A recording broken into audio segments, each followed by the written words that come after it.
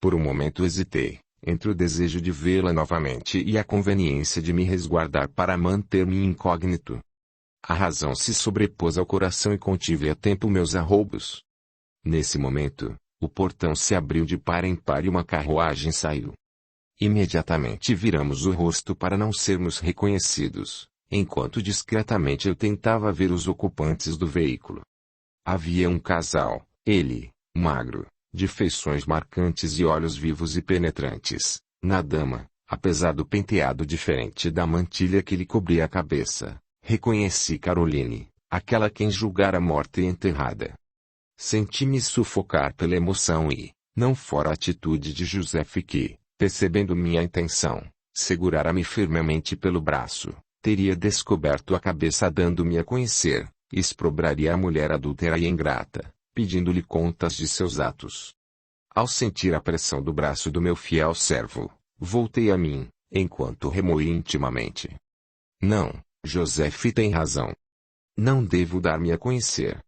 Não assim. Aparecerei um dia na frente dela cobrando tudo o que me fez, mas em outras circunstâncias. Eles pagarão por tudo o que me fizeram. Especialmente ela, a ingrata, que desprezou o meu amor. A partir deste momento, em que comprovei com meus próprios olhos sua traição, viverei apenas para vingar-me. Para isso, tenho todas as condições necessárias que a própria Igreja coloca à minha disposição e usarei de todos os meios para atingir meus objetivos.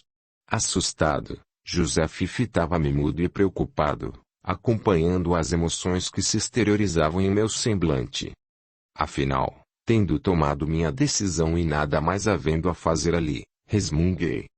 Vamos embora. Afastemo-nos deste local que me enoja. Temos muito o que fazer. A partir de então, busquei conseguir todas as informações que fossem possíveis a respeito desse tal de Dom Ramon de Oviedo. Assim, fiquei sabendo que era um bom vivante, amante dos prazeres, especialmente das mulheres belas e da bebida, que possuía moral duvidosa e caráter inescrupuloso, que, por um punhado de ouro, faria qualquer coisa que sua situação financeira era difícil, pois com seus excessos já dilapidara todo o patrimônio herdado dos pais. E que, em virtude disso, vivia de expedientes, tentando sobreviver em um mundo hostil que não respeitava ninguém a não ser pelo valor dos seus haveres. Pela mesma razão, fazia festas frequentemente, ocasiões em que gastava importâncias de vulto, esbanjava dinheiro em roupas luxuosas e joias de alto valor. Tudo isso para aparentar uma situação de riqueza que absolutamente não existia. Que, quando a cigana Flor fora morar em sua companhia, seus gastos, que já eram excessivos, tornaram-se exorbitantes. Diziam mais. Que, aliando-se ao santo ofício, encontraram um filão de alto valor, denunciando como hereges, sempre pessoas muito bem situadas na vida, cujo patrimônio acabava ficando com a Igreja, que destinava parte a Ramon. Dessa forma, de posse de todas essas informações, não foi difícil aproximar-me de Dom Ramon de Oviedo. Utilizando meus relacionamentos, solicitei que me colocassem em contato com ele, o que aconteceu num dia em que meu rival veio ao mosteiro. Levado pelo despeito e pelo ciúme, senti imediata antipatia por esse homem. Contudo, a verdade é que éramos conhecidos velhos do passado e nossas relações nunca foram muito amistosas. Mais do que isso, eu tinha sérias queixas contra ele, que me prejudicara muito em anterior existência e por quem nutria sentimentos de rancor. Agora, frente a frente, em nova encarnação, reacendera-se a chama do ódio, alimentada também pelos problemas atuais. Percebi que a antipatia fora mútua e que ele também me rejeitava. Apesar disso, conversamos normalmente, atentos aos deveres de civilidade que a educação nos impõe no trato com as pessoas. Procurei, vencendo a repugnância que sentira desde o primeiro momento, cativar sua amizade, tendo em vista os planos que estabelecera. Por sua vez, notei que também ele fez de tudo para vencer a repulsa que minha presença lhe causava, atento ao cuidado que se deveria manter no trato com os inquisidores. Fez uma denúncia que anotei cuidadosamente para a posterior averiguação, expressando nossa gratidão pelo zelo que demonstrava na preservação dos princípios fundamentais da nossa Igreja Católica, assegurando-lhe que ninguém ficaria sabendo da sua participação no processo, fiel ao cuidado de proteger nossos informantes. Agradeceu-me calorosamente, colocando-se à disposição do Santo Ofício para o que se fizesse necessário, como cristão convicto da necessidade de sanear a sociedade, dele extirpando criaturas indignas e criminosas que desonram nosso país e comprometem nossas instituições mais sagradas, assegurou-me ele. Despedimo-nos como dois amigos que se conhecessem de longa data. A partir de então, encontramo-nos com frequência. Convidou-me reiteradas vezes para visitá-lo em sua residência, para almoços e jantares, contudo eu sempre dava uma desculpa para não comparecer, embora desejasse isso intensamente. Imaginava-me chegando e sendo apresentado a Caroline, agora chamada de Flor, e antegozando a surpresa e o terror que minha presença lhe causaria. Mas não era tempo ainda de apresentar-me a traidora, o que contava fazer em ocasião mais propícia. Estavam as coisas caminhando conforme o previsto, quando um dia fui procurado por Dom Ramon de Oviedo. Aparentava terrível abatimento, mostrando-se inconsolável. Ao ver-me, correu ao meu encontro exclamando, inquieto: "Ah, meu bom Frei Marcel! Só tu poderás me ajudar."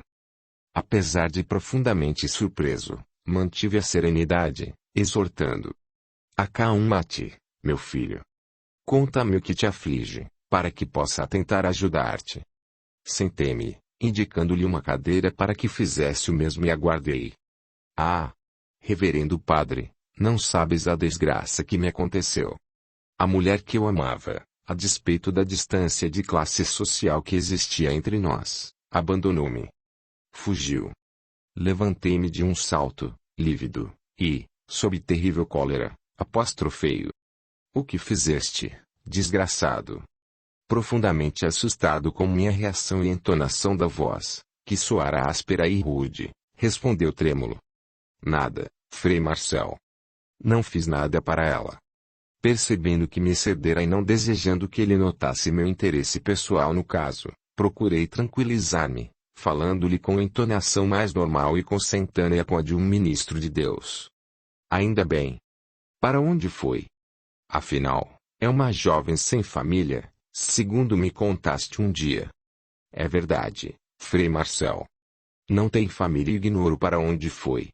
Estou sumamente preocupado com Flor e, por essa razão, aqui me encontro, certo de que só o Senhor poderá me ajudar." "De que maneira?" perguntei, olhando fixamente. "Bem, frade, somos amigos e tenho colaborado bastante com o Santo Ofício. No que tenho sido bem recompensado." "Também é verdade, Frei Marcel." "E então?" "Sei que a igreja possui muitos contatos e que nada escapa a seu domínio. Se não for pedir demais, solicitaria que, se chegar a teu conhecimento notícias de minha protegida, que eu possa ser informado imediatamente." "Só isso?" indaguei com uma ponta de ironia. "Só isso." Com um sorriso encorajador, respondi, tranquilizando-o. "Nada mais fácil. Podes ficar descansado. Se por acaso obtiver alguma informação, não hesitarei em comunicar-te. Afirmo-te mais, que diante de tua solicitação, designarei alguns homens para a busca da tua protegida. E então só teremos que aguardar." Sua fisionomia modificou-se, radiante de satisfação, uma vez que receberá muito mais do que pretendia. Agradecendo efusivamente sob protestos de lealdade perene, osculou-me a mão, enquanto se despedia. Ficando só, pus-me a meditar. O que teria acontecido para que Caroline o abandonasse? Intimamente ficara satisfeito e foi com dificuldade que controlei o impulso de cair na risada, passado o choque inicial, ao ver a fisionomia compungida de Ramon de Oviedo. Não podia deixar de alegrar-me, sabendo que ele, o meu rival, fora também abandonado. Por outro lado, temia perder a pista dela novamente. Agora teria que descobrir o paradeiro da traidora. Qual seu destino? Se quisesse fugir de Ramon, teria que abandonar a cidade, talvez. Tomei providências, perseguindo-a como uma criminosa, e alertei todos de que, se obtivessem qualquer notícia, me notificassem imediatamente, a qualquer hora do dia ou da noite. Colocando a máquina em funcionamento, só me competia realmente esperar. Apesar de todos os esforços, era como se tivesse sido tragada pela terra. Ninguém a tinha visto, não consegui qualquer informação. Vasculhamos os bairros de Toledo, as tabernas, todos os lugares. Nada. Mandei cercar a região e as cidades vizinhas, mas tudo em vão. Mas o tempo passava, mas diminuía minha confiança inicial, desesperava-me acreditar que a perdera de vez. Capítulo 24. Renan de Montimorency. O ambiente na cidade piorava cada dia. As relações sociais se deterioravam com facilidade em vista da ação do Santo Ofício. O medo graçava em todos os meios e o pânico se generalizara entre aqueles que se sentiam em situação irregular, especialmente os conversos, os judeus batizados ou cristãos novos, como eram chamados, e os mouros, também batizados, aos quais se dirigia, de forma especial, a perseguição inquisitorial, visto serem suspeitos de voltar ao judaísmo ou ao maometismo, além dos cristãos acusados de heresia. Uma onda nefasta envolvia tudo, e todo cuidado era pouco. As execuções se sucediam e as chamas das fogueiras iluminavam os céus da cidade com tons de sangue, gerando terror na população. No entanto, alguns aplaudiam, com olhos esgazeados de ódio e risos satânicos, afeitos ao fanatismo religioso que se apoderara do país. No palácio do Duque de Alcalá, contudo, a paz predominava, como se estivessem isolados do mundo e a onda de destruição e de morte não conseguisse alcançá-los. Atento ao que estava ocorrendo, Rodrigo Hernandes lamentava profundamente os excessos a que a ignorância conduzia os destinos da nação e orava com fervor ao Criador para que os homens, especialmente os dirigentes, pudessem ser chamados à razão. Sofria também vendo o sofrimento do povo, sentindo-se impotente para algo fazer em seu benefício, por não ter condições de paralisar a máquina opressora e destrutiva da Igreja. Lutava de outra maneira, procurando, através da mudança de mentalidade das pessoas, formar pontos de resistência que pudessem significar luz em meio às trevas. Eram poucos ainda, mas o número dos que acreditavam num mundo melhor, com o retorno aos ensinamentos do Cristo, aumentava a cada dia.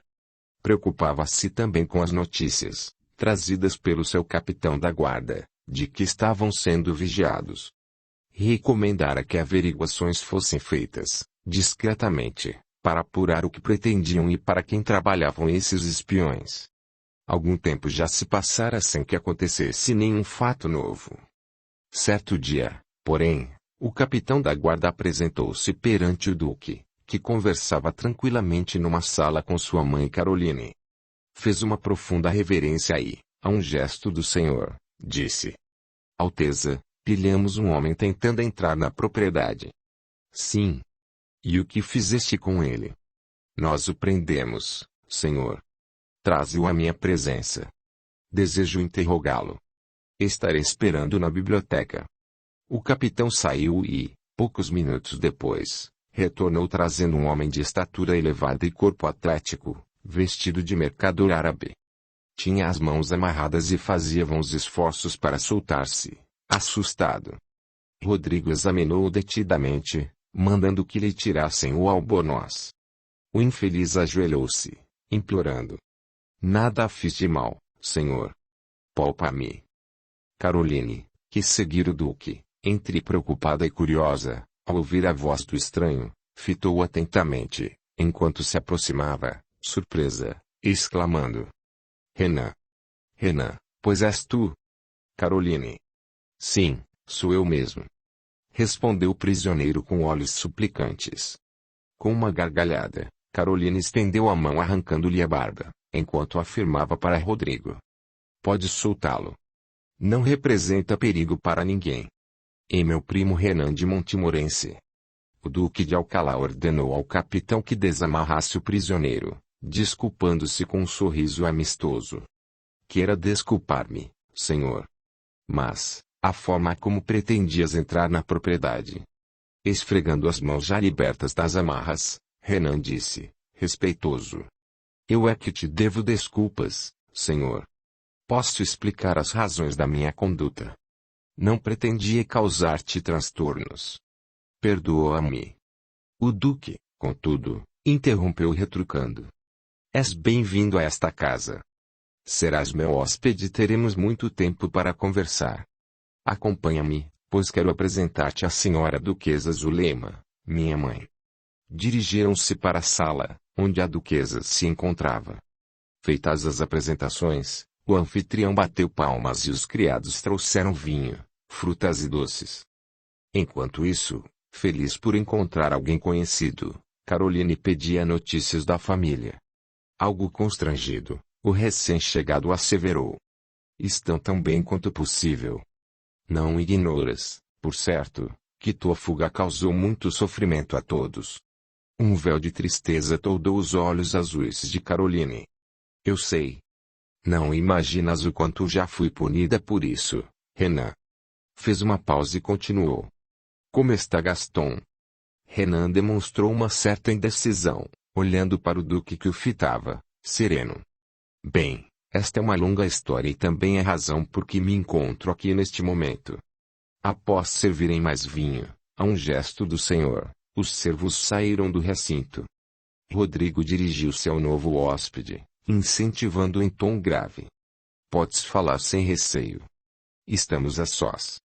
Discretamente, para não constranger Caroline, Zulema quis retirar-se da sala, no que foi impedida pela jovem, que lhe suplicou: Gostaria que ficasses, senhora duquesa. Já é tempo de saberes tudo a meu respeito. E, virando-se para o primo: Fala, Renan, não omitas nada.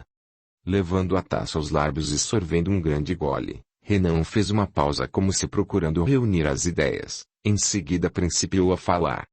Após aquele dia em que abandonaste o lar, e não vai aqui qualquer censura ao teu comportamento, pois não me compete julgar. Agradeço-te, meu bom Renan. Como dizia, após aquele dia, prosseguiu o rapaz, estabeleceu-se enorme confusão, com o mistério que cercava teu desaparecimento, as buscas efetuadas. Contou que, após algum tempo, julgaram-na morta em virtude das evidências, com a descoberta da carruagem que despencara no precipício.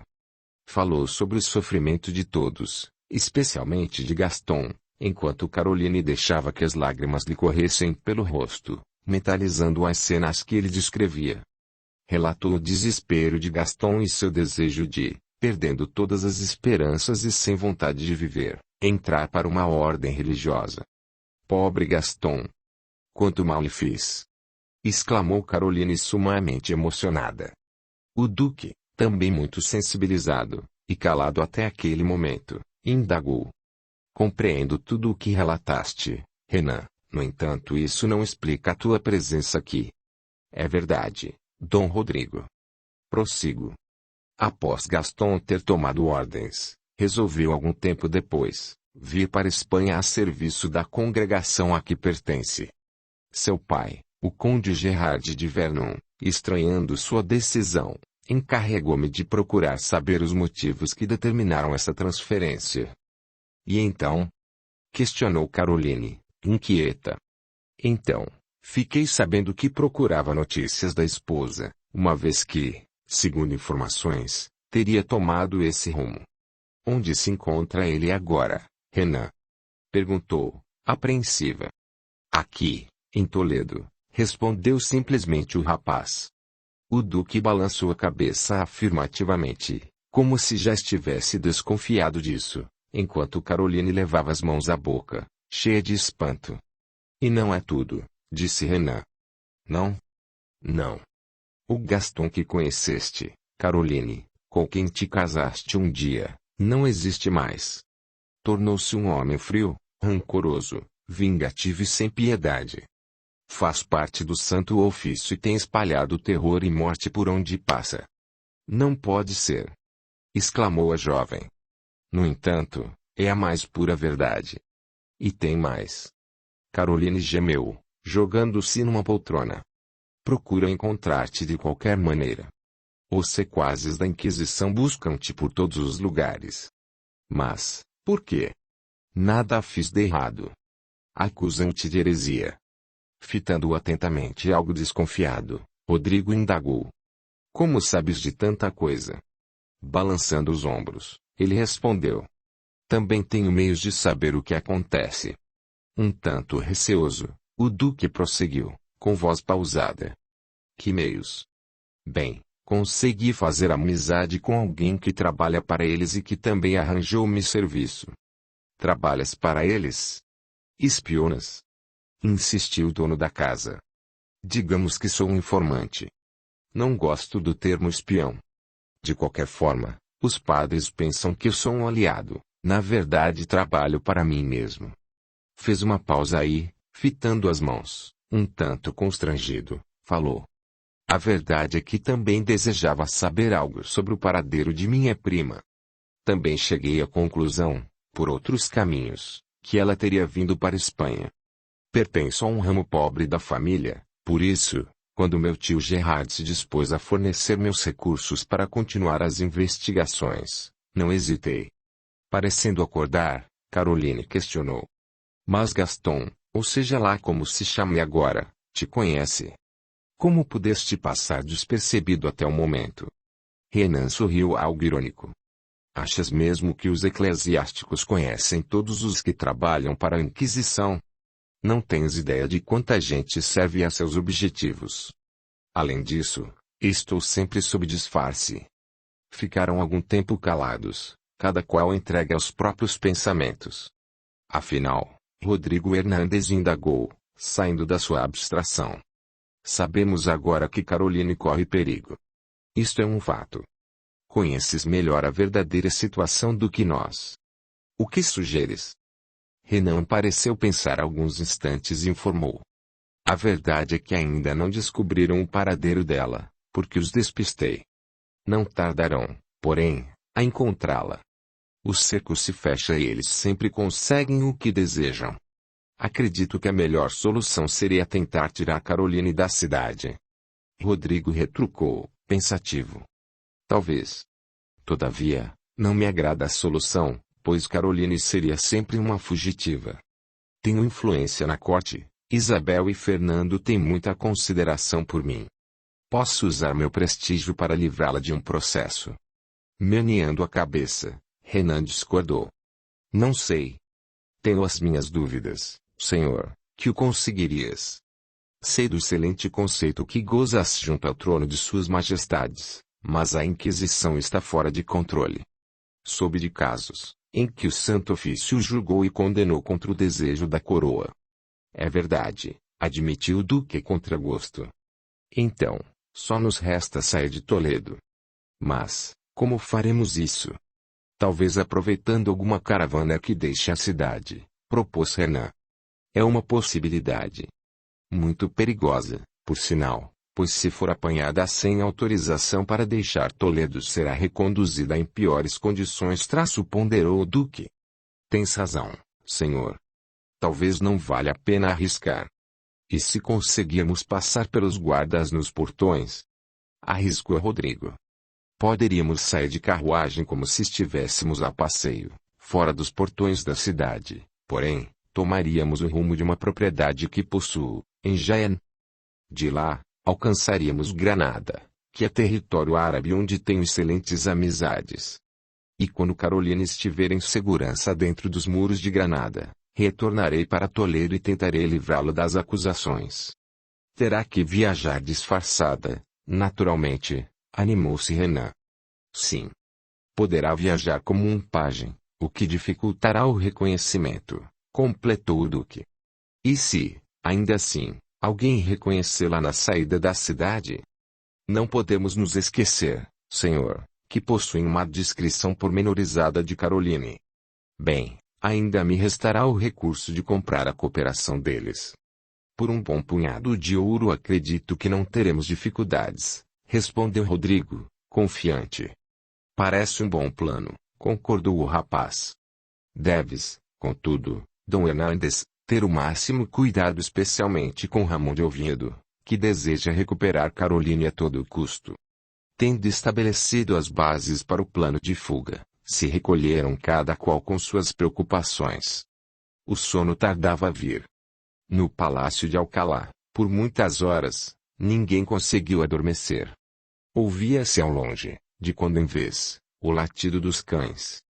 A espaços regulares, a troca da guarda e o pio do mocho soando lugubremente. Zulema, ajoelhada defronte de seu altar doméstico consagrado à Virgem, mantinha um coração apertado e aflito por tristes presságios. Alma de escol, porém, e possuindo fé inquebrantável, entregava-se ao Criador, certa de que não seriam abandonados. Renan, mais prático, tentava pensar numa maneira de se subtraírem aos padres. Conhecedor do modus operandi da igreja, procurava imaginar quais seriam seus próximos passos. O que não relatara, para não os assustar ainda mais, é que desconfiava que um dos sequazes estava de olho nele, Renan.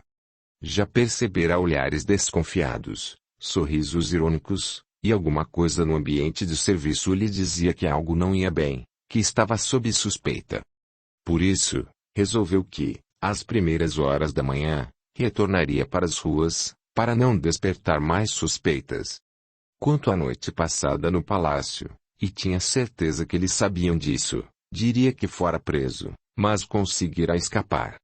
Quanto ao duque Rodrigo de Alcalá, após adentrar em seus aposentos, permaneceu durante muitas horas sentado em uma poltrona, entregue a meditações. Com os textos sagrados nas mãos, tentava ler, contudo as preocupações dominavam seu mundo interior. A insegurança do momento, a necessidade de abandonar tudo para seguir um destino incerto, o temor do que pudesse acontecer à sua mãe Caroline, as informações de Renan de Montmorency que o abalaram profundamente, tudo isso fez com que perdesse o sono. Apesar do comportamento de Caroline, de todo o mal que ela causara a si mesma e aos outros, nunca passara na mente de Rodrigo abandoná-la ao seu destino. Sentia-se de certa forma culpado por ter despertado nela esse amor que a levara a tantos desatinos. Todavia, amava-a acima de tudo, e desejava ajudá-la a se recuperar perante si mesma, perante os semelhantes e perante Deus. Ela era como uma pedra preciosa de raro valor, mas que precisava do trabalho de lapidação para mostrar toda a sua beleza e brilhar ao sol da vida eterna. Suspirou profundamente, fitando o casario que se estendia à distância e as luzes que iam aos poucos se apagando, enquanto pensava no futuro. Desejava realizar tanto, fizera tantos planos. Teria tempo para isso. Conseguiriam fugir para Granada como pretendia. As primeiras luzes da aurora expulsavam as trevas da noite quando ele abriu o texto sagrado a esmo, buscando uma orientação segura. Com surpresa leu emocionado. Buscai, pois, em primeiro lugar, o reino de Deus e sua justiça, e todas estas coisas vos serão acrescentadas. Lendo as exortações do Mestre no Evangelho de Mateus, capítulo 6, 33, sentiu como se uma brisa suave o tocasse enchendo de paz. É verdade, pensou, desde que estejamos fazendo o que acreditamos ser melhor, nada deveremos temer. O pastor saberá defender suas ovelhas e certamente o amparo de Deus nunca faltará. Tomaremos as medidas que acharmos convenientes para nossa segurança, certos de que não estamos fazendo mal a ninguém, e o Senhor por certo estará conosco. Não devemos nos preocupar com o dia de amanhã, pois a cada dia basta o seu mal. Fechou o livro e abriu novamente em outro local, lendo. Eu sou o caminho, a verdade e a vida, ninguém vai ao Pai senão por mim. A generosa criatura sorriu mansamente com os olhos úmidos de pranto. Novamente a mensagem de Jesus, extraída de João, capítulo 4, 6, vinha proporcionar novas luzes, indicando o roteiro a seguir. Sim, o Mestre realmente era o caminho da redenção, a verdade indestrutível e a vida eterna. Mesmo que as coisas não corressem tão bem como estava programando, nada poderia temer. A vida física era o bem maior que poderiam tirar-lhe e ela não representava nada perante a eternidade. O espírito, ser imortal, não pereceria nunca. É preciso crer em Jesus e aceitar seu jugo, que é suave, e seu fardo, que é leve. buscou novamente inspiração nos textos sagrados e ouviu a mensagem doce do Mestre. Então Pedro, aproximando-se, lhe perguntou: Senhor, até quantas vezes meu irmão pecará contra mim, que eu lhe perdoe? Até 7 vezes. Respondeu-lhe Jesus: Não te digo que até 7 vezes, mas até 70 vezes 7. Ainda uma vez as claridades imorredoras do Evangelho, constantes de Mateus, capítulos 18, 21 e 22, calaram fundo em seu coração. Não poderia albergar mágoa ou rancor por aqueles que, de alguma forma, viessem a prejudicá-los. Somos todos irmãos, filhos de um mesmo Pai, e unicamente o amor deverá habitar o nosso íntimo. Ainda que eu sofra, ou aqueles a quem amo, lembrar-me-ei sempre de que as criaturas que fazem o mal, ou o provocam, são apenas ignorantes e merecem nossa compreensão e amparo. Que o Senhor possa ajudar-nos nos momentos difíceis por que iremos passar, dando-nos a condição de aceitarmos a sua vontade, qualquer que ela seja. Ainda por alguns momentos manteve-se em meditação e em seguida recolheu-se ao leito, reconfortado e em paz. Caroline foi quem mais rapidamente adormeceu, um tanto inconsciente do perigo que a ameaçava. Teve, porém, sono difícil e torturado. Pesadelos atrozes dominaram seus sonhos e inimigos ferrenhos do além-túmulo supliciaram-na, com ameaças de ditos mordazes, afirmando-lhe que não conseguiria ser feliz nunca. Despertou no dia seguinte com o corpo todo dolorido, pálida e desfeita, apresentando olheiras profundas. Muito deprimida, seu humor estava péssimo e passou o dia entregue à invencível tristeza. Em vão Rodrigo tentou animá-la, otimista. Logo ao amanhecer, Renan retornou às ruas, fiel ao propósito de não levantar suspeitas. Dirigiu-se ao alojamento que dividia com um companheiro, passando pelo posto de vigia, onde alguém o substituíra. Alegou que precisava descansar pois passara a noite insone, tentando escapar dos guardas do palácio de Alcalá, o que conseguira somente agora, aos primeiros albores da manhã, graças a um descuido do vigilante. O outro, desconfiado, ouviu calado. Depois perguntou, curioso: E então, descobriste alguma coisa? Não. Nada que vale a pena investigar. Pelo que pude perceber, o duque vive com sua mãe e os criados, apenas, respondeu Renan em tom indiferente. Ah! Bem, vou repousar agora. Tive uma noite movimentada. Está bem. Não te esqueças de que teremos uma reunião hoje, no final da tarde. Renan concordou e afastou-se apressado. Atravessou a cidade, que despertava e cujo movimento começava a se intensificar. Carroças de legumes que iam para o mercado, carregadores de água, veículos transportando lixo, servos que iam às compras para seus senhores. Em pouco tempo, com passadas firmes, atingiu o local onde se localizavam os cômodos que dividia com o companheiro. Este já se levantara e fazia higiene para se apresentar ao posto de serviço. Renan contou-lhe a mesma história, esperando que a sua versão dos acontecimentos soasse verossímil, e estirou-se no leito, fingindo pegar no sono incontinente. Assim que ouviu a porta bater, indicando que o colega saíra, levantou-se. Procurou algo para comer, pois estava faminto. Passou as horas a meditar, sem deixar o quarto. Para todos os efeitos, estava dormindo. Após um período que considerou razoável, levantou-se, arrumando-se para sair. Andou a esmo por algum tempo até a hora da reunião previamente marcada. Os participantes tinham, como rotina, que apresentar relatórios verbais sobre suas atividades. Dirigiu-se ao local da reunião, onde muitos já se encontravam. A direção estava entregue a um inquisidor cruel e sanguinário, de aparência fria e indiferente. Um por um, os espiões, ou melhor, os informantes, como gostavam de se chamar, foram apresentando seus relatórios. Na sua vez, Renan relatou tudo o que fizera, contando a mesma versão. O inquisidor ouviu calado, depois questionou, apertando ainda mais os olhinhos astutos. Com que objetivo tentaste invadir a propriedade? Tua função não era só a de um observador? Sim, reverendo padre, mas tive motivos para acreditar que, entrando, poderia descobrir algo de concreto. E conseguiste? Não, senhor. Como já disse, nada consegui apurar. Naquela casa nada há de estranho ou digno de investigação. Sabes que colocaste em risco nossa organização? Sabem que trabalhas para nós? Não, senhor. Nada disse que possa incriminá-los. Acreditam que invadi a propriedade para roubar, como um ladrão vulgar. Ah! Muito bem. Que isso não se repita. Poderias ter nos criado sérios embaraços, pois o Duque de Alcalá é figura muito bem conceituada e tem grande prestígio na corte.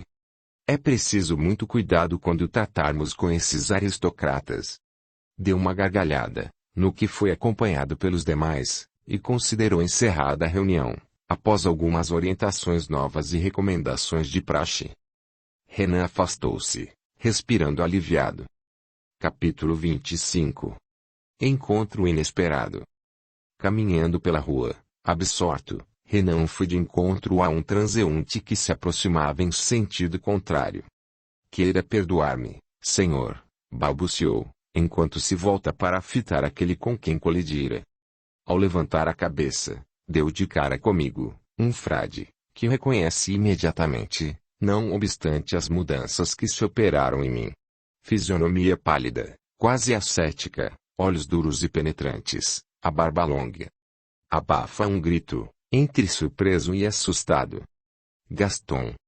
Por minha vez, também o reconheci, a despeito da roupa de mercador árabe e da barba rala, exclamando sob enorme espanto. Renan, pois és tu? Recuperando-me do susto, fiz outra pergunta. O que fazes aqui na Espanha, mais precisamente em Toledo? Renan, que fora pego de surpresa, busca febrilmente encontrar uma desculpa viável. Decide que o melhor que tem a fazer é contar a verdade, pois não ignorava que eu facilmente poderia descobrir uma mentira. Explicar-te-ei. Não, porém, aqui, afirmou Renan, olhando para o lado, onde alguém nos fitava, curioso. Tens razão, concordei em voz baixa. Vamos a um local mais discreto. Caminhamos algumas quadras.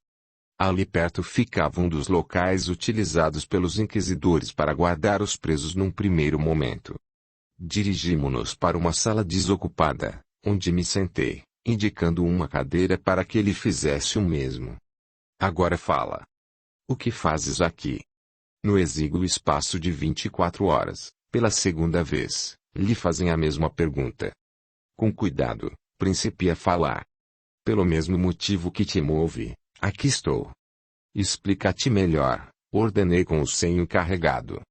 Descobrir o paradeiro de Caroline, tua esposa. Como o ousas? Gritei, colérico.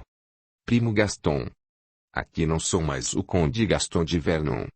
Sou apenas Frei Marcel, um franciscano. Pois seja. Frei Marcel, aqui estou atendendo a solicitação de meu tio Gerard de Vernon, teu pai, que me confiou a tarefa de encontrar Caroline, após descobrir que tinhas a mesma suspeita e que te movia a mesma determinação.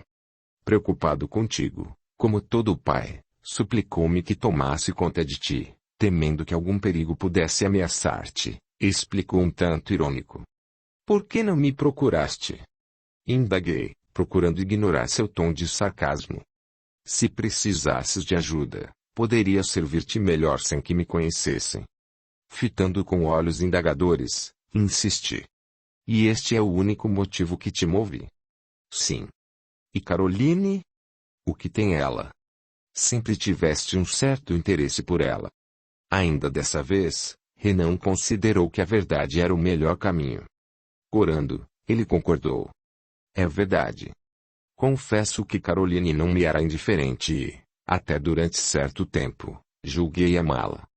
No entanto, teu casamento colocou um ponto final em minhas aspirações. Estou aqui amando de teu pai, somente. E conseguiste obter alguma notícia sobre o paradeiro de Caroline? Abanou a cabeça desalentado. Nada. Parece que foi tragada pela terra. Apesar das palavras conclusivas, em seus olhos percebi um certo brilho que me deixou desconfiado. Inconscientemente, ele extravasava um certo ar de vitória, de satisfação, que não escapou à minha análise. Aprendera, durante esse período em que estava a serviço da Inquisição, a conhecer as pessoas e a notar qualquer irregularidade em seu comportamento. Um pestanejar, uma movimentação brusca das mãos, o suor que poreja na fronte, um olhar esquivo, a mudança na respiração, o arfar do peito e muitas coisas mais eram sempre indícios que não escapavam aos meus olhos argutos e inquisidores. Deixei que acreditasse que me convencera, porém. Despedimo-nos, prometendo nos informarmos mutuamente sobre qualquer novidade que ocorresse. Para não perder contato, convidei-o a cear comigo dali a 3 dias, entregando-lhe o endereço da minha casa. Esse período, utilizaria para fazer averiguações a seu respeito de forma que, quando nos reencontrássemos, em minha casa, já estariam em minhas mãos todas as informações possíveis. Coloquei meu pessoal de confiança em campo e, quando nos reencontramos, estava tranquilo, como o caçador aguarda a presa que sabe não lhe poderá fugir. Joseph atendeu a porta e o introduziu, encaminhando-o para um local aprazível que dava acesso à sala de jantar, onde nos sentamos confortavelmente. Renan parecia um tanto constrangido, contrastando com o meu bom humor. O criado trouxe vinho, de que nos servimos. Levando a taça aos lábios, ele não pôde deixar de apreciar. Excelente vinho, Frei Marcel. Realmente, é de boa safra. Foi-me remetido por um amigo que possui pequeno vinhedo nas imediações da cidade. Ah! Não sabia que possuías uma residência. Por sinal muito agradável traço comentou, examinando o ambiente. Na verdade, primo Renan, resido no mosteiro. Contudo, adquiri esta propriedade para ter meus momentos de privacidade. Lá, minha vida é pública. Aqui, sou dono de mim mesmo, expliquei com ar cúmplice. E completando. Além disso, Joseph precisava de um local para morar. Compreendo, murmurou, sorrindo. Após a saída do criado, enchi novamente a taça de Renan, que não demorou a esvaziá-la. Conhecendo-o profundamente, não ignorava sua tendência para a bebida, de modo que cuidei para que sua taça nunca ficasse vazia. Quando achei que era o momento, comecei a falar sobre o assunto que me interessava. Amigo Renan, por que estavas vigiando o palácio de Alcalá? Pareceu titubear, como se surpreso por estar ao par desse fato, e respondeu após alguma hesitação. Julguei que Caroline poderia estar escondida ali. Ah! Exclamei. E o que te levou a pensar nessa possibilidade? Bem, não me compreendas mal, Frei Marcel, mas ouvira referências a um certo relacionamento de Caroline com o referido duque, quando de sua passagem por Paris, e julguei que pudesse ter buscado refúgio em seu palácio. Refúgio? Interroguei-o, frisando a palavra. Sim. Não ignoro que ela esteve sob o teto de Dom Ramon de Oviedo e que, por qualquer razão, fugiu de lá. Compreendo. Compreendo. Pelo visto, estás tão bem informado quanto eu. Fiz uma pausa e prossegui. Recapitulemos, então, unindo nossos esforços em um mesmo objetivo, isto é, descobrir Caroline. Meditei alguns instantes, enquanto o observava discretamente. Ela fugiu da casa de Dom Ramon de Oviedo. Sabes se tinha amigos a quem pudesse recorrer? Perguntei. Não tem amigos, ao que se saiba. Sem amigos. Muito bem. Para onde iria uma mulher jovem e bela que se visse repentinamente sozinha e sem amparo? Poderia retornar à vida antiga, sugeriu. A taberna. Não, ninguém a vê desde que deixou de se apresentar como bailarina, retruquei. Poderia ter saído da cidade para encontrar-se com os ciganos, seus amigos ponderou. Concordei com um gesto de cabeça. Tens razão. Contudo, mandei vigiar todas as portas da cidade e ninguém saiu de Toledo com essas características. Além disso, já localizamos o agrupamento cigano e ela não se encontra entre eles. Talvez esteja perdida no anonimato do povo, morando em algum bairro afastado e discreto, tornou Renan. É possível, ponderei. No entanto, Toledo foi vasculhada de ponta a ponta e não foi encontrado nenhum indício. E tu sabes que Caroline não é de passar despercebida. Não, primo Renan, se ela estivesse em algum bairro, eu já teria descoberto. Renan levou a taça aos lábios, sem responder. Bem, então só nos resta uma alternativa, insisti. Qual? Que ela tenha ido procurar um amigo. Aliás, o único amigo que se saiba que possui. Ele pegou novamente a taça, sorvendo novo gole e corando levemente. É uma possibilidade. Todavia, estive dentro dos portões do palácio e nada vi que pudesse indicar sua presença. Portanto, lá ela não está, afirmou categoricamente. Tens certeza? Insisti. Absoluta. Resolvi jogar uma cartada, blefando. Disseste que só a duquesa Zulema e seu filho residem no palácio. Exato. Interessante. Há alguns dias ouvi dizer que chegara de visita ao palácio uma sobrinha da duquesa. Não a viste? Um frêmito agitou imperceptivelmente suas narinas e pareceu pensar um momento. Foi um segundo só, mas o suficiente para que eu notasse. É verdade. Existe realmente uma menina na propriedade de Alcalá, mas é muito diferente da Caroline que conhecemos, e bem mais jovem também. Sorri discretamente. Vencera, afinal. Caíra como um patinho na armadilha que eu lhe armara. Então, só nos resta esquecer o assunto e procurar em outros lugares, não é assim? Vem, Renan, ceemos. Tenho certeza de que as iguarias em nada ficam devendo aquelas que servidas na casa de meu pai. Levantamo-nos e nos dirigimos à sala de jantar, onde realmente nos entregamos aos prazeres da mesa, fazendo jus à excelente ceia que foi servida e que tanto nos recordou a pátria distante. Já era alta madrugada quando nos despedimos, ambos dominados pelos vapores do álcool. Renan deixou minha morada demandando a rua com passos trôpegos e inseguros. Sugeri que Joseph fosse acompanhá-lo, mas não aceitou, afirmando-se em condições de caminhar sozinho. O vento frio da madrugada penetrou em seus pulmões, renovando o ar e clareando a mente. Mal transpusera a esquina, escapando a olhares indiscretos que porventura pudessem estar acompanhando, seus passos, antes irregulares e indecisos, tornaram-se seguros e firmes. Estugando o passo, caminhou pelas ruas desertas, em que se ouvia apenas o som das suas botas nas pedras do calçamento. Não se enganara. Gaston sabia de tudo. Pelas perguntas que fez, pôde perceber o perigo que corriam. O religioso era astuto, mas ele também estava alerta. Imprescindível avisar Rodrigo para que pudesse agir. Aproximando-se de sua morada, entrou rapidamente, certificando-se de que seu companheiro estava profundamente adormecido. Acendeu uma vela e, pegando um pedaço de papel, traçou algumas palavras. Dobrou o papel cuidadosamente e, apagando a vela, saiu. Algumas casas depois, bateu numa pequena porta, suja e meio quebrada. Ouviu passos e, logo, a figura de um adolescente surgiu no vão da porta. Quem é? Sou eu, Renan. Abre a porta. O garoto, que não deveria ter mais do que 16 anos, abriu-a e o visitante entrou, fechando-a, temeroso. Jano, preciso que me prestes um favor. O rapazinho, que esfregava os olhos de sono, pareceu mais atento. O que se passa? É muito importante que me leves uma mensagem. É questão de vida ou de morte. O garoto era um pobre coitado sem família e sem amparo de nenhuma espécie, que Renan conhecera e sempre ajudava. Jano vivia às próprias custas, de fazer pequenos serviços.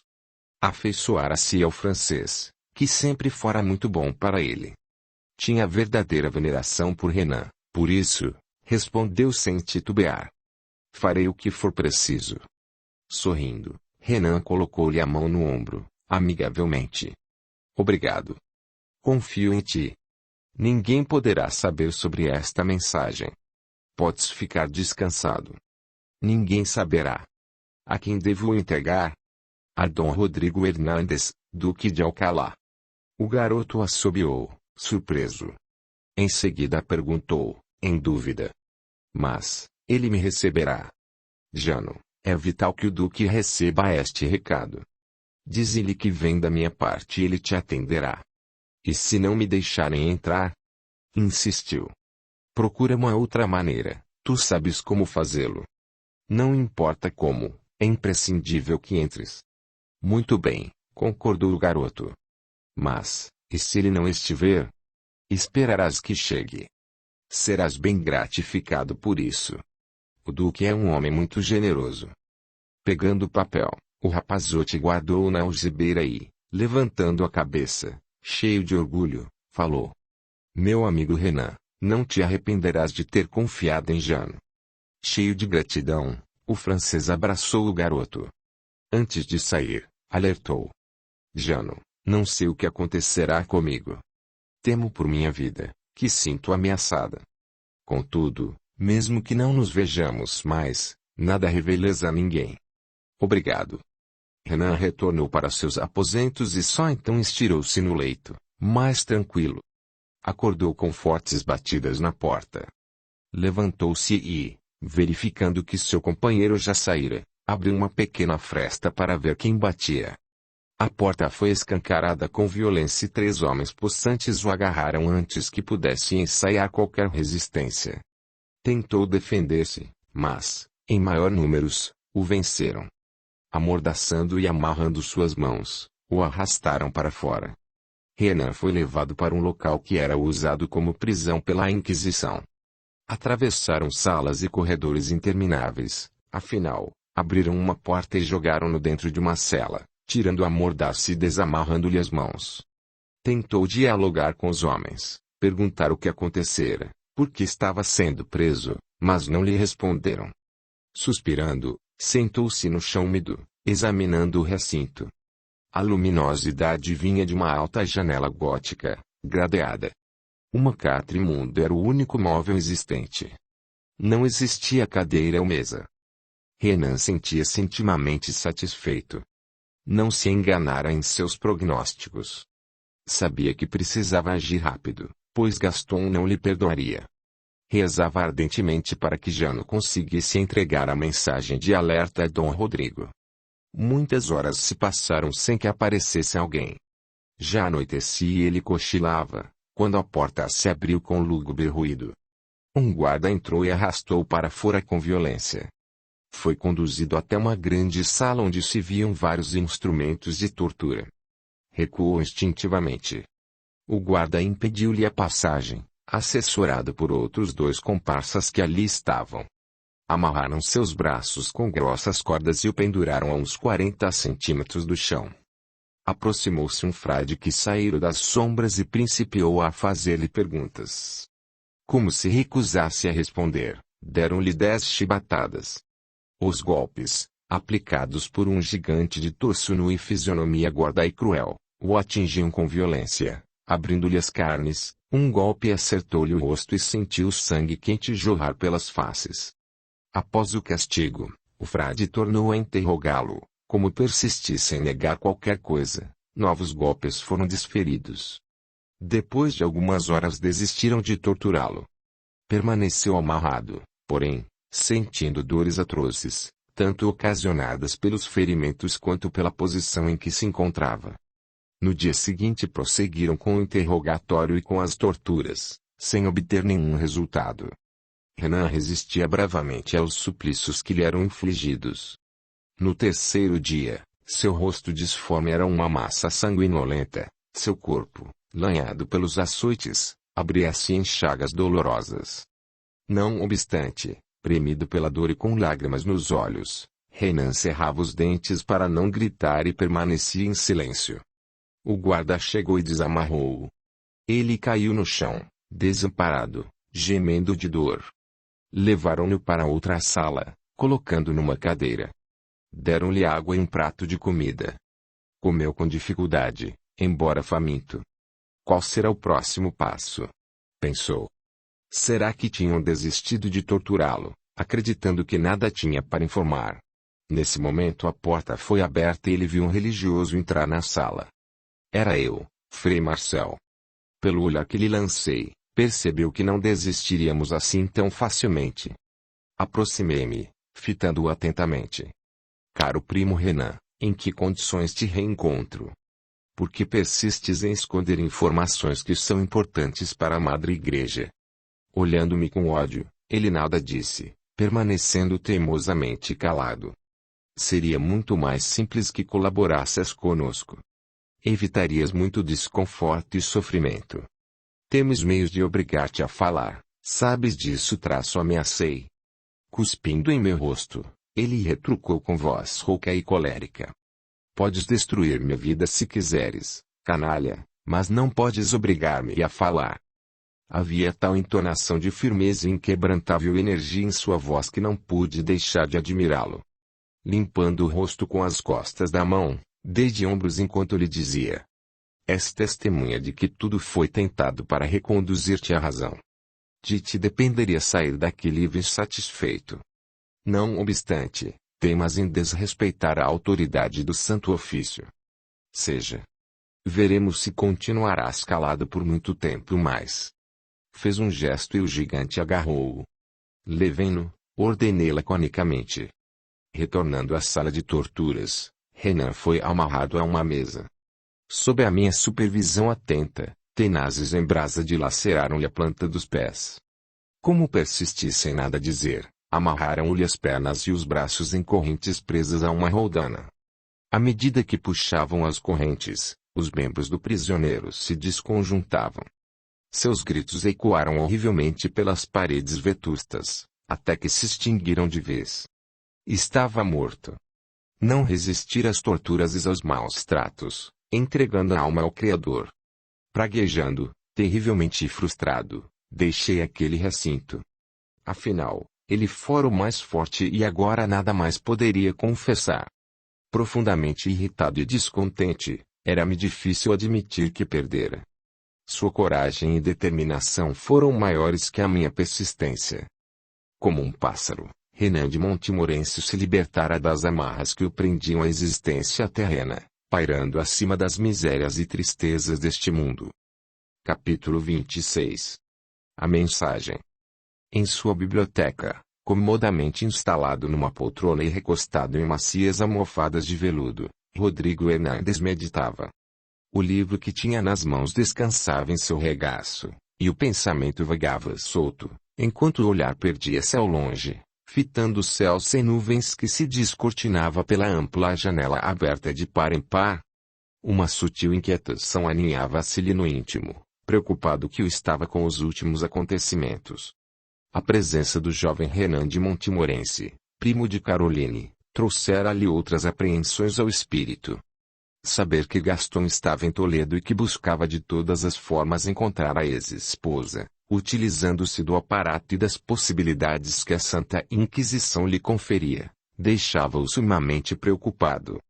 Não menos inquietante a forma como Renan desaparecera do palácio. Isso, porém, era compreensível, uma vez que, para retornar às suas atividades normais, teria de justificar o sumiço. O que deixava o duque mais inquieto era o fato de Renan ter desaparecido. Mandara um homem da sua confiança até o endereço que lhe dera como sendo de sua morada, mas nada encontrou. Renan desaparecera e alguns sequazes do Santo Ofício montavam guarda no local. Em vista disso, o enviado do duque manteve discreta distância. Provavelmente ali estariam vigiando para pegar outros suspeitos de ter ligação com Renan, já que, pelo jeito, caía em desgraça. Isso aconteceu no dia anterior e Rodrigo Hernandes cogitava na possibilidade de apressar os preparativos para a partida. Nesse momento, uma criada vem anunciar a visita de um amigo. O duque manda que o introduzam e levanta-se, encaminhando-se para a porta ao encontro do visitante. Um ancião aproxima-se com leve sorriso no semblante tranquilo, os olhinhos brilhando de satisfação. Seja bem-vindo, amigo Eleazar, ou melhor, Dom Francisco. A paz seja contigo, Dom Rodrigo, respondeu o visitante. Abraçam-se com efusividade fraterna. O prazer de estarem juntos é patente naquelas criaturas que se compreendem e se estimam. Acomodados em macias poltronas, fazem-se mútuas perguntas, desejando notícias dos familiares e conhecidos. Após os primeiros minutos de permuta de informações, silenciam. Rodrigo fita o velho amigo, aguardando que lhe diga a que veio. O judeu suspira cofiando a barba espessa e seus olhos cálidos dirigem-se ao duque, enquanto murmura com voz comovida. Vim despedir-me, caro amigo. Partis?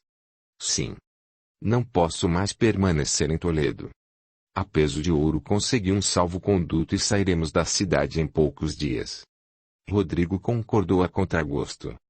Sei como te sentes, meu amigo. Aqui criaste tua família, desenvolveste teu negócio, transformando-te em um rico negociante. Mas, concordo contigo em que o melhor é procurar outras paragens. Quem sabe algum dia a política mude e possas retornar à nossa querida Toledo. Meneando a cabeça, o ancião discordou. Algo me diz, Dom Rodrigo, que jamais retornarei a esta cidade. Já tenho idade avançada e os últimos dissabores têm abalado sobremaneira minha saúde. Creio que não resistirei muito tempo mais. Não digas isso. O Senhor é que sabe o que tem reservado para nosso futuro. Confiemos nele, sabendo que fará o melhor, sempre. Mas, para onde pretendes ir? Fitando o céu que se descortinava pela janela, o olhar do ancião pareceu estar vendo outros lugares, outras terras. Tenho comigo um sonho acalentado desde muito tempo, Rodrigo, e com o passar dos dias a ideia vem amadurecendo. Por que não retornar à pátria de nossos ancestrais? A terra sagrada em que depositamos nossas melhores esperanças. Ah! Meu amigo, em todos os lugares e em todos os tempos somos perseguidos. Parece que a maldição pelo hediondo crime de termos levado à morte o Salvador do mundo nos persegue. Talvez lá, no solo que adubamos com o sangue de nossos antepassados, possamos ter paz, afinal. Bem lembrado, afirmou Rodrigo. Como pretendes chegar lá? Demandaremos o porto de Cádiz. De lá não será difícil, segundo penso, conseguir uma embarcação que nos leve até destino. Conversavam assim, animadamente, trocando ideias e fazendo planos, quando o capitão da guarda interrompeu o diálogo, desculpando-se. O que se passa, Hassan? Um rapazote insiste em falar-te, senhor. Sim. Disse o que deseja. Afirma ter importante mensagem para entregar-te. Debalde tentei convencê-lo a entregá-la a mim, mas não se deixou convencer. Diz que tem ordens expressas para colocá-la em tuas mãos somente. Intrigado, Rodrigo mandou que lhe trouxesse o mensageiro. Mas intrigado ainda ficou quando viu a figura que se apresentou. Roupas sujas e rasgadas, cabelos imundos e desgrenhados, pés calçados rotas, sandálias empoeiradas. Contudo, o rosto era vivo e os olhos expressivos e brilhantes, denotando determinação e firmeza.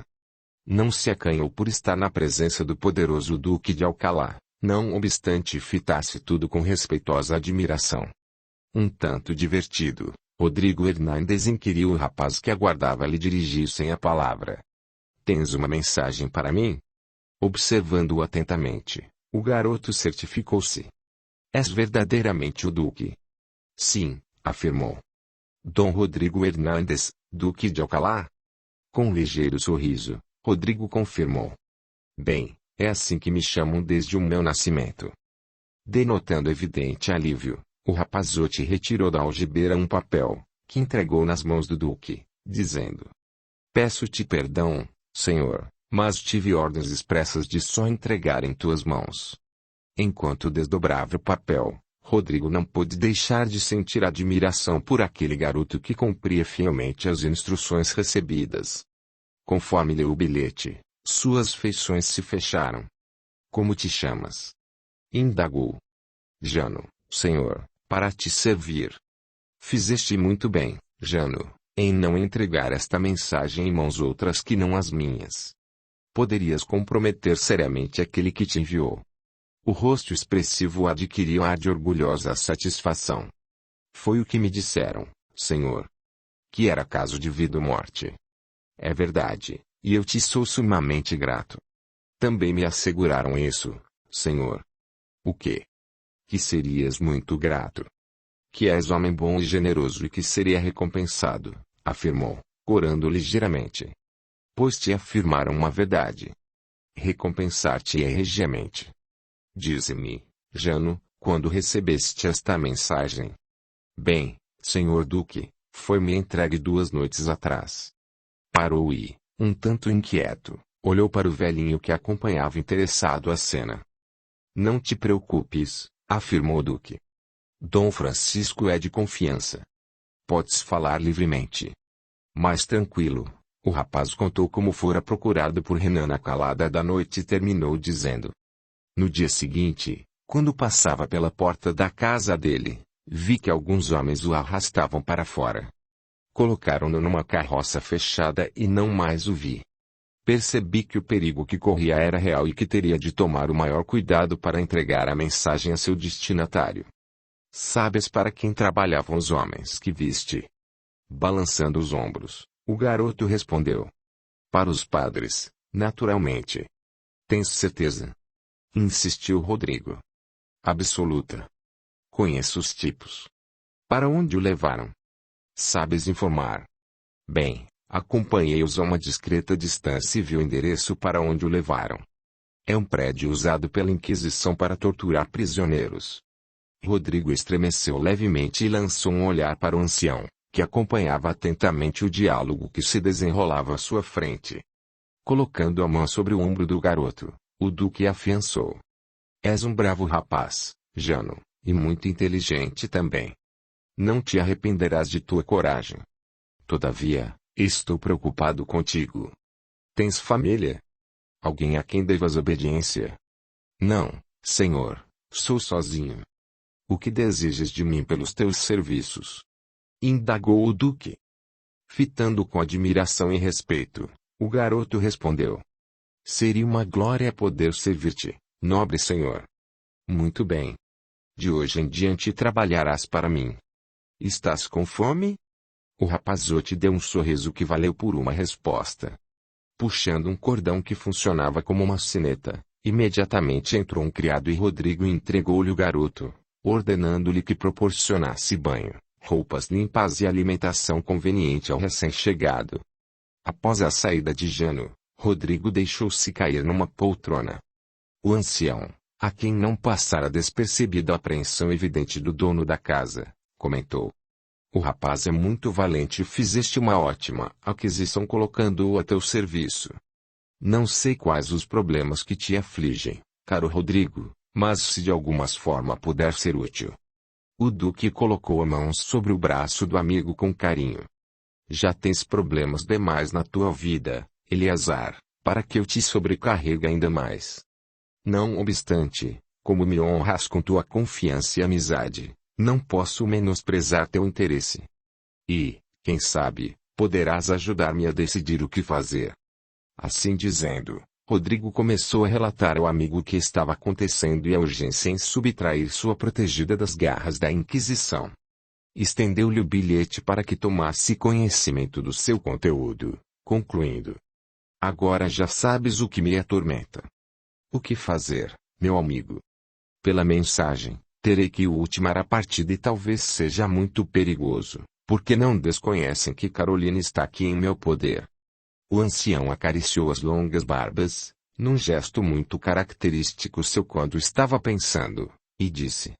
Talvez eu tenha a solução que tanto procuras, meu caro. Deveras? Sim. Disse que partirei dentro de poucos dias, mas não expliquei a razão do nosso atraso. Há algum tempo, veio residir em minha casa um sobrinho, cuja família mora no campo. Com problemas de saúde, meu irmão mandou-o para a cidade, com esperanças de que pudesse curar-se. No campo não tinham recursos e nem médico que pudesse tratar do rapaz. Infelizmente, seu estado geral agravou-se sobremaneira e esperamos o desenlace para breve. Lamento a sorte dele, meu amigo. Mas, o que pretendes? Bem, o rapaz seguiria a viagem conosco e, para tanto, consegui licença para ele nos acompanhar. Não creio seja difícil substituir meu sobrinho pela jovem Caroline. Conheço a ambos são esbeltos e têm quase que a mesma estatura. É necessário, porém, que a substituição seja feita no mais absoluto segredo.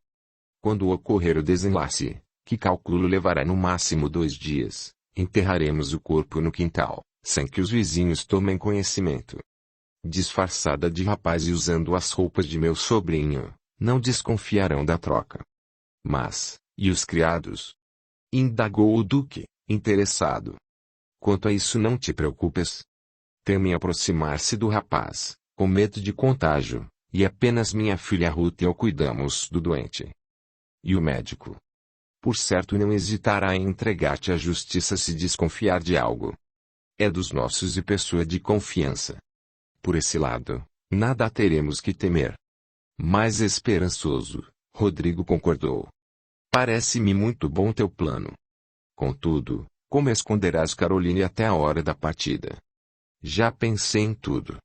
Em minha propriedade há uma pequena porta meio escondida pela vegetação e que raramente é usada. Conduz diretamente para meus aposentos e somente eu conheço o segredo. De lá para os aposentos de meu sobrinho é fácil, pois são próximos um do outro. Que te parece? Com largo sorriso, Rodrigo abraçou o amigo. Parece-me que trouxeste a salvação a esta casa. Teu plano é muito bom e creio que dará certo. Quanto ao transporte de Caroline, aproveitarei uma carroça de suprimentos e ninguém desconfiará. Quando estiveres pronto para partir, avisa-me. Sairemos na mesma hora rumo a Jaén, onde tenho uma propriedade, e isso atrairá atenção para minha carruagem, dando tempo para que deixeis a cidade em segurança. E assim, satisfeitos e cheios de esperança, os amigos separaram-se. O velho judeu deixou o palácio de Alcalá com a alma tranquila e feliz por poder, afinal, retribuir um pouco do muito que tinha recebido de Rodrigo Hernández, duque de Alcalá. Entre mentes, a busca prosseguia acirrada. Mais violento e vingativo do que nunca, eu, Frei Marcel, movia céus e terras para encontrar a ingrata que me abandonara um dia. Mantinha cerrados cerco ao palácio de Alcalá, para tentar evitar que Caroline se evadisse novamente. Minhas dificuldades eram grandes porque não se tratava de uma pessoa qualquer. Era um nobre do reino de Castela, súdito de muito conceito perante os soberanos e acima de qualquer suspeita. Não poderia agir com Rodrigo Hernández como com outras pessoas, quando invadíamos as propriedades, levando o desespero e o pânico aos seus moradores. Não, com ele teria que agir de maneira diferente. Por isso, 2 dias depois apresentei-me no Palácio de Alcalá, solicitando uma entrevista com o duque. Atencioso, Rodrigo recebeu-me com cortesia. Ao nos defrontarmos, não pude deixar de admirar a lhaneza daquele homem e a serena autoridade que irradiava, de fisionomia tranquila e afável. A que devo a honra de tua visita, reverendo padre. Um pouco decepcionado, pois não demonstrara ter me reconhecido, respondi. Já fomos apresentados antes. Não me conheces? Inclinando-se numa reverência de estilo, ele retrucou. Perdoa-me, padre, mas creio que nunca nos encontramos antes. Achei que estava mentindo, mas não podia afrontá-lo. Mordi os lábios e comentei, algo irônico. Será que mudei tanto assim? Sou Gaston de Montmorency, conde de Vernon, e já tivemos a honra de recebê-lo em nossa casa, em Paris. Rodrigo levou a mão à cabeça, constrangido. Queira desculpar meu esquecimento, senhor. Seja bem-vindo à minha casa. Fez uma pausa enquanto me fitava atentamente, em seguida considerou. Nunca poderia esperar encontrar-te vestido com o burel de um religioso, e muito menos na Espanha. Além disso, confesso que mudaste muito. Se bem me recordo, eras mais encorpado. Emagreceste, uma barba cobre boa parte do teu rosto. Mas, estou sendo descortês. Sentemo-nos. Serás meu hóspede enquanto estiveres em Toledo. E Paris, como vai? E teu pai? Parecia ignorar por completo o que me encontrava sediado na Espanha. Se estava fingindo, representava seu papel muito bem. Por isso, aceitei a brincadeira, que me era conveniente, e sorrindo respondi. Ignoro, senhor. Há muitos meses não tenho notícias do lar paterno.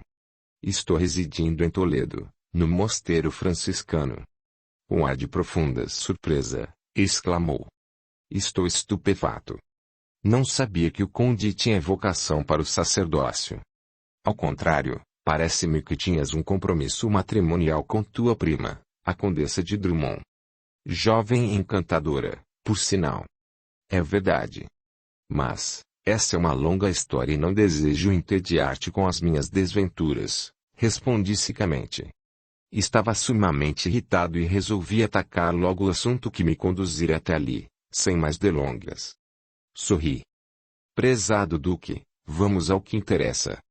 Soube que está de visita a esta casa uma tua sobrinha, jovem de grande beleza. Gostaria de conhecê-la. Empalidecendo ligeiramente, o Duque afiançou. Teria muito prazer em apresentar minha sobrinha Teresa a um alto prelado da igreja. Contudo, isso não é possível. Não é possível. Não, padre. Infelizmente, minha querida Teresa já partiu de retorno ao seu lar. Que pena. Lamentei. Realmente. Todavia, poderia conhecer as razões que levam o senhor conde a desejar conhecê-la. É simples. Estamos atrás de uma jovem foragida e a descrição de tua sobrinha coincide em tudo com a da que estamos procurando. Deveras. Mas, minha sobrinha não é uma criminosa, senhor, respondeu o duque, levantando-se. Ergui-me também, com ar irônico. Porém a outra é procurada. Foi denunciada formalmente ao Santo Ofício e nosso dever é aprisioná-la. Quem é ela? O que fez de tão grave para ser caçada como um animal? Reagiu o duque em tom grave. Saboreando a surpresa que lhe teria, informei sarcástico. Pois não sabes, Alteza, quem é? Trata-se de Caroline, Condessa de Vernon. Fitou-me com ar severo e respondeu com altivez, não demonstrando grande surpresa. Ignoro, senhor, o que o leva a procurar tua prima em meu palácio. Muito menos a razão de estar sendo procurada pela Inquisição. Afianço-te, porém, uma coisa. Não a encontrarás aqui nesta casa. Com olhos flamejantes, desafiei. Veremos. Vim como amigo, mas me obrigas a agir como autoridade. A um sinal meu e este palácio será invadido. Tens uma ordem expressa para a devassa. Caso contrário, não permitirei. Titubeei. Subestimar a sua capacidade de reação. Não trouxera a ordem escrita, pois geralmente ninguém ousava contestar nossa ação. Cheio de cólera, fitei-o com ódio e retruquei. Não perdes por esperar, Alteza. Voltarei com a ordem e tu me pagarás. Não ficará pedra sobre pedra. Revolveremos tudo até encontrá-la e não descansaremos enquanto ela não estiver prisioneira. Rodrigo Hernandes lançou-me um olhar cheio de compaixão e sua voz soou comovida. Lamento por ti. A paixão te abrasa e o ódio te consome. És desventurado e espalhas fel por onde caminhas. Detente, meu amigo, pois nunca serás feliz disseminando a dor e o sofrimento. És digno de piedade. Enquanto lhe falava, sentia a amargura invadir-me o íntimo e, no fundo, sabia que ele tinha razão. Virei as costas e deixei rapidamente o palácio de Alcalá. Suas palavras, contudo, martelavam-me a cabeça, sem dar-me tréguas. Um profundo senso de infelicidade golpeava a minha mente, enquanto no recesso da alma ouvia alguém a repetir. Não erres mais. Detente. Detente. Enquanto é tempo. O orgulho, porém, é brasa candente que queima e destrói tudo o que toca. Desafortunadamente, não aceitei o novo convite que me era feito pelos amigos do invisível e rejeitei, peremptoriamente, voltar atrás. Já caminhara muito, afundara-me no lodo e não via como refazer os passos. Rejeitei a oportunidade que ainda poderia salvar algo dos escombros, que era a minha existência, e que me impediria resvalar-se mais fundo ainda na loucura e na abjeção. Cerrei os olhos e os ouvidos à voz amorosa de quantos tentavam reconduzir-me ao caminho do bem e mergulhei mais profundamente na degradação moral. Louco que fui! Bastaria um pouco mais de decisão e coragem para abandonar os companheiros de erros, e teria evitado séculos de dores sem fim. Infelizmente, porém, Retornei às minhas atividades e emergi de novo nas tarefas infames que abraçara de forma voluntária. Capítulo 27. A fuga. Eram 3 horas da tarde quando chegou uma carroça de suprimentos. Os guardas a deixaram passar sem maiores cuidados.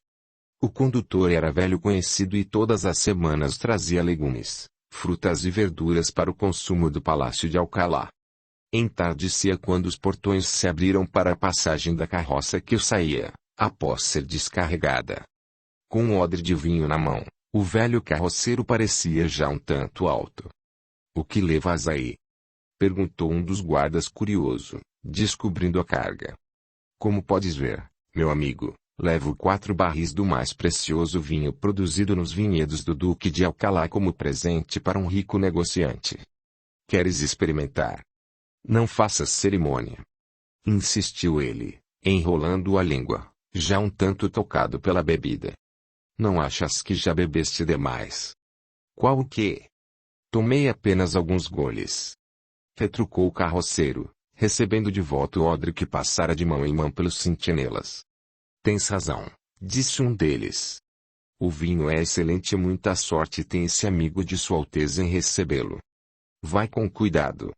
Cantarolando, o bom homem atravessou a cidade lentamente sem despertar suspeitas.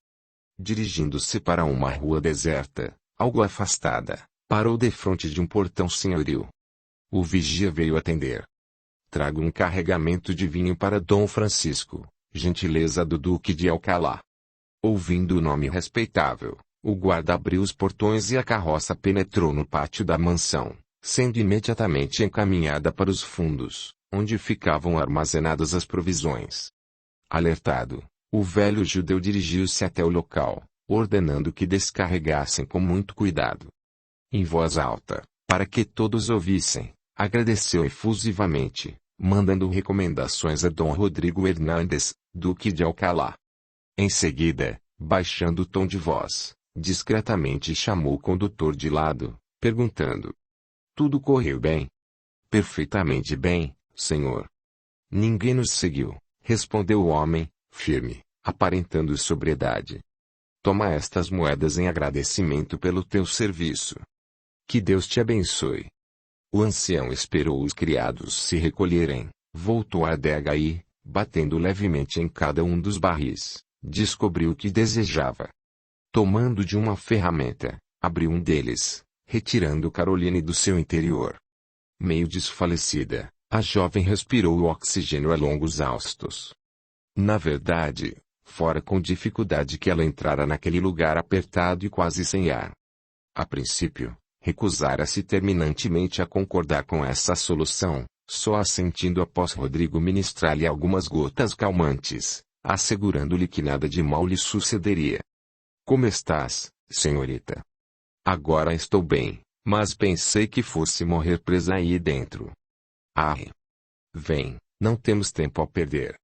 Poderemos ser descobertos." Tomando-a pela mão, conduziu-a pelo jardim até uma pequena porta que abriu. Subiram escadarias, no mais absoluto silêncio, até os aposentos do dono da casa.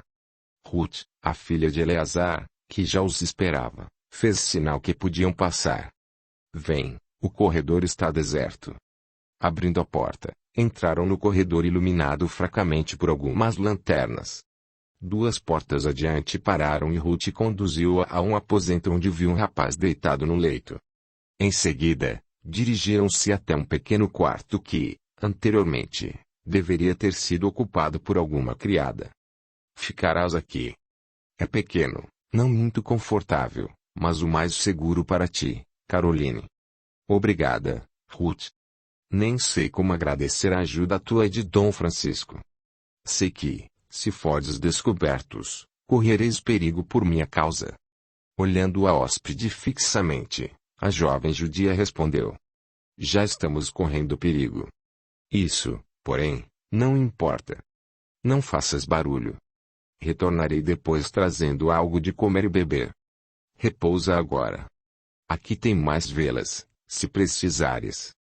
Caroline passou por um cochilo e acordou com o barulho da porta. Ruth entrou portando uma bandeja com algumas frutas, queijo, pão, uma jarra com água e um copo. Enquanto comia, Ruth observava. Caroline indagou, tentando conversar. E teu primo, como está? O estado dele é crítico. O médico disse que poderá morrer a qualquer momento. Lamento. Lamentas? Mas é graças a ele que poderás fugir da cidade. Caroline fitou a judia à sua frente. Era um belo tipo de mulher. Cabelos pretos e sedosos, caindo pelos ombros, pele clara, olhos expressivos, tipicamente semitas, boca cheia e sensual, levemente irônica. Não gostas de mim, não é verdade? Indagou. A outra balançou os ombros com desdém. E isso faz diferença. No entanto, nas ocasiões em que tivemos oportunidade de nos encontrar, sempre nos tratamos com amizade. A outra permaneceu calada. Não queres me contar o que houve? Tornou Caroline. Está bem. Já que insistes. Cheguei à conclusão de que somente tu poderias ter colocado aquela prova contra meu pai em seu gabinete. Por quê, Ruth? Vi quando entraste naquele aposento. Mas, então me odeias. Não, não te odeio. Tenho pena de ti. Por que estás me ajudando, então? Porque o Cristo ensina que devemos pagar o mal com o bem. Não faz sentido. Deverias me odiar. E teu pai, sabe do que pensas a meu respeito? Não, não sabe. Achei melhor que ele ignorasse do que é capaz a sordidez humana. Além disso, está correndo riscos para ajudar um grande amigo, Dom Rodrigo Hernandes. Não fazemos por ti, e sim por ele. Ao lembrar-se de Rodrigo, as feições de Caroline ficaram mais suaves. Sim, eu sei. Ele é um homem extraordinário. A melhor criatura que já encontrei na vida. É verdade. E é esse homem, que confessas ser a melhor criatura que já encontraste, que queres arrastar contigo na desgraça. Não é verdade, reagiu Caroline. Desejo que seja feliz, pois nós nos amamos. A outra lançou-lhe um tal olhar de desgosto, de mágoa e de tristeza, que Caroline compreendeu. Tu amas, Ruth. Meu Deus, só agora compreendi isso. Por isso não gostas de mim. Caindo sentada no leito, Ruth confessou afinal. Sempre fui apaixonada por ele. Desde criança tinha a esperança de que, um dia, ele iria notar a minha presença e passar a me amar. Isso nunca aconteceu, porém. Enquanto ele estava sozinho, não me preocupei. Afinal, não era meu, nem de ninguém. Quando apareceste na sua vida, percebi que ele estava diferente. A última vez que nos encontramos, não pude deixar de notar como estava mudado. Estava amando enfim. Perdoa-me, disse, compadecida. Nada tenho a perdoar. Não é culpa tua se ele não me ama. Ruth fez menção de sair e Caroline a impediu. Espera. Não saias assim. Quero que saibas que jamais desejei prejudicar a teu pai. Não sabia das intenções de Dom Ramon de Oviedo, acredita. A outra ouviu calada, depois falou. Bem, repousa agora. Amanhã voltarei. A judia saiu silenciosamente, deixando Caroline imersa em seus pensamentos. O dia seguinte transcorreu sem acontecimentos dignos de menção. Em seu esconderijo, Caroline aborrecia-se com o escoar das horas longas e monótonas. No quarto, iluminado fracamente por uma vela, sem ter para onde ir, nem o que fazer, ou com quem conversar, Caroline meditava, inquietando-se pelo seu futuro. Daria certo o que planejavam? Seriam bem-sucedidos na fuga? O simples pensamento de que pudesse ser presa e levada pela Inquisição a deixava em pânico. Procurou conter-se, porém. Confiava em Rodrigo e sabia que ele era poderoso e não a desampararia em hipótese alguma. O pensamento voou até Granada, aquela terra abençoada a quem todos se referiam como um paraíso. Terra de sol, de alegria e de fartura, onde todos eram felizes e viviam livremente, sem medo, onde a Inquisição não tinha poder e não os alcançaria nunca. Suspirou, cheia de esperança. Em terras estranhas, longe de tudo o que representava o seu passado, eles seriam felizes. Considerava-se livre do matrimônio, cujo compromisso lhe pesava tanto. Gaston era agora um servo de Deus e ela estava livre, livre para unir-se àquele que era o ideal da sua vida. Por 2 vezes Ruth trouxe-lhe alimentação, contudo saía sem que tivessem tempo de conversar. Estava com muita pressa. Adormeceu ao anoitecer, acordando horas depois com um movimento desusado no aposento contíguo. Ouvia vozes abafadas, soluços e sons difusos. Percebeu que alguma coisa estava acontecendo. Algum tempo depois, ouviu a chave girando na fechadura e, em seguida, a porta abriu-se. Ruth, aproximando-se do leito, chamou-a. Caroline, acorda. Não temos tempo a perder. Veste estas roupas. O que aconteceu? Indagou sonolenta. Meu primo acaba de falecer. Chegou o momento que esperávamos. Deverás vestir as roupas dele e ocupar seu leito. Não temas, tudo que ele usou já foi retirado e queimado. Audiolivro realizado pelo canal Surya Chand Audiobook. Trêmula, Caroline vestiu as roupas que lhe foram dadas e passou para o quarto ocupado anteriormente pelo infeliz rapaz. Acomodou-se no leito entre lençóis de linho alvos e denotando limpeza. Não pôde deixar de sentir um arrepio percorrer seu corpo. Afinal, aquele lugar ainda até pouco tempo estava ocupado por alguém que morrera.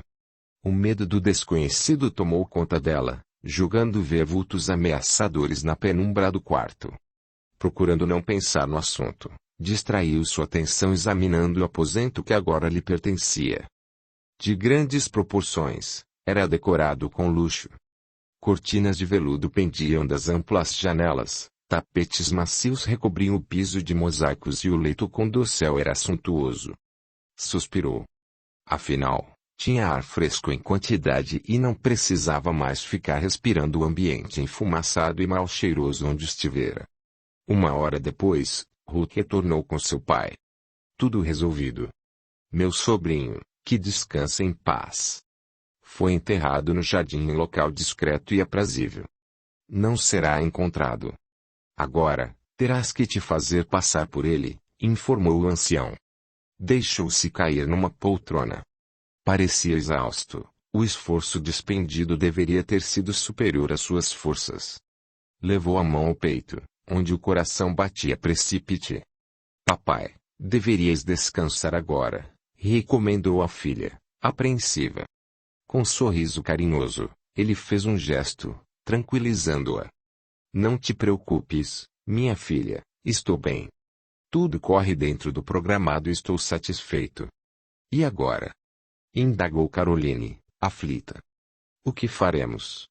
Agora, repousaremos um pouco. Já enviei portador ao palácio de Alcalá colocando Dom Rodrigo a par dos últimos acontecimentos. Deveremos partir às primeiras horas da manhã. Em seguida, separaram-se. Dormiriam 3 horas no máximo. Aconchegada a macias cobertas, Caroline não conseguiu adormecer. A ansiedade era grande e almejava ver-se o mais rapidamente possível longe de Toledo e dos seus perseguidores. E assim, quando Ruth veio acordá-la, encontrou-a desperta. Dom Francisco reuniu os criados no vestíbulo e informou-lhes o que estava acontecendo, fazendo as últimas recomendações. Estamos de partida, como sabeis. Meu sobrinho apresentou alguma melhora em seu estado geral e resolvemos aproveitar a oportunidade que se nos apresenta para partir. A pessoa a quem tereis que prestar obediência daqui para frente é Sua Alteza, o Duque de Alcalá, que comprou a propriedade. Assegurou-me, porém, que tudo permanecerá como está. Não haverá mudanças. Os criados olharam-se, aliviados. Estavam acostumados àquele emprego e temiam perdê-lo. Além disso, estimavam sinceramente aquele homem que, apesar de judeu e de quem o povo falava tão mal, sempre fora generoso para com eles, tratando-os com humanidade. Quando Ruth surgiu no alto da escadaria amparando o primo enfermo, que se aconchegava a ela, trazendo a cabeça coberta, afastaram-se temerosos, cada qual buscando seus afazeres. E assim, sem problemas, acomodaram Caroline na condução. Adrede preparada, a carruagem apresentava todo o conforto. A jovem, disfarçada em rapaz, Deitou-se num banco, enquanto no outro acomodaram-se Ruth e seu pai. Em outra carruagem seguiam as bagagens de 3 criados muito antigos, também de origem judaica, e que os acompanhariam na viagem rumo à Palestina. Com uma escolta de segurança a cavalo, puseram-se a caminho. Chegando aos portões da cidade, apresentaram os salvo-condutos ao sentinela que, olhando para dentro da carruagem, estranhou ver um rapaz deitado. Dom Francisco informou. Meu sobrinho está doente. Não deves aproximar-te, senhor, pois sua enfermidade é terrivelmente contagiosa. Temeroso, rapidamente o soldado ordenou que prosseguissem. Respirando aliviados, agradeceram a Deus a proteção que lhes dispensara em momento tão difícil. O pior já passou, considerou Dom Francisco. Por precaução, deves continuar com o disfarce até atingirmos regiões mais seguras. E Dom Rodrigo? Perguntou Caroline, ansiosa. Deverá nos aguardar em local combinado. Foi com apreensão que o Duque recebeu a mensagem trazida por Jano que, às escondidas, aguardava o desenlace da situação. Dom Francisco manda avisar Sua Alteza que seu sobrinho está morto e partirão logo aos primeiros albores da aurora. Muito bem, Jano, cumpriste tua missão. Onde nos encontraremos? Na estalagem Bico do Galo, um pouco antes do Alcázar de San Juan. Sei onde fica. Agora, ultimemos os preparativos. Irás conosco. Às 8 horas da manhã, abriu-se o grande portão do Palácio de Alcalá para dar passagem a 2 carruagens que saíam, uma conduzindo a duquesa Zulema e o duque, a outra com as bagagens e os criados, além da escolta de segurança. Dirigiram-se para a saída da cidade, lentamente. Ao chegarem aos portões, foram impedidos de prosseguir pelos guardas. Alto! Quem vem lá? Colocando a cabeça pelo postigo, Dom Rodrigo inquiriu. O que se passa? Alteza. O soldado fez uma reverência. Perdão, mas temos ordens de revistar todos os que deixarem a cidade, respondeu o guarda, algo constrangido. Capitão. Ousas desconfiar do Duque de Alcalá? Deixando as sombras, surgir na frente dele, o inimigo que eu ansiava destruir, dizendo. Ele não, Alteza, eu. Frei Marcel. Quanta honra ver-te novamente. Contudo, tenho pressa e devo prosseguir viagem. Ah! Vais viajar, senhor Duque? Sim, Frei Marcel. Passaremos uma temporada em Jaén, onde tenho uma propriedade, e negócios urgentes me aguardam. Aproximando-me, coloquei a cabeça para dentro, espiando, certo de que os pegara, enfim, e antegozando a satisfação de prender Caroline. Apresento-te minha mãe, a duquesa de Alcalá. A senhora fez um leve gesto de cabeça, altiva e digna. Me perdoes, senhora duquesa, por perturbar a tua viagem. No entanto, tenho ordens a cumprir, expliquei. Um tanto decepcionado constatei que não havia mais ninguém ali dentro. Afastei-me e, pessoalmente, examinei a outra carruagem, também não encontrando o que desejava. Mordi os lábios, despeitado, e, sumamente contrariado, voltei até onde me aguardava o fidalgo espanhol, impassível. Um tanto irônico, Rodrigo Hernández indagou.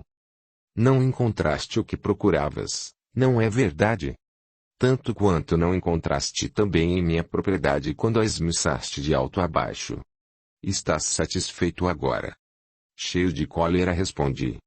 Até agora levaste a melhor, Dom Rodrigo Hernández.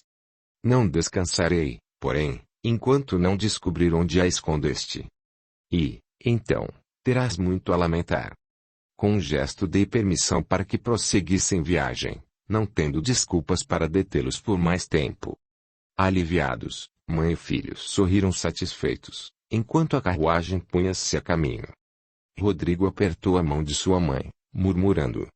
Estamos livres. Já não poderão mais nos deter. Deus está conosco. Cavalgando a trote largo, percorreram grandes distâncias, tentando recuperar o tempo perdido. Aproximando-se do local combinado, logo avistaram a carruagem de Eleazar, que aguardava. De longe, Carolina e seus amigos viram a carruagem com o brasão da casa de Alcalá e, cheios de alegria, foram recebê-los. Trocaram cumprimentos, eufóricos pelo sucesso da operação. O rapaz enfermo foi levado para um quarto, em virtude de seu estado. Iriam pernoitar na estalagem, prosseguindo viagem na manhã seguinte, bem cedo. Mais tarde, discretamente, Rodrigo entrou no quarto de Caroline. "Estás muito bem em trajes masculinos." Chasqueou.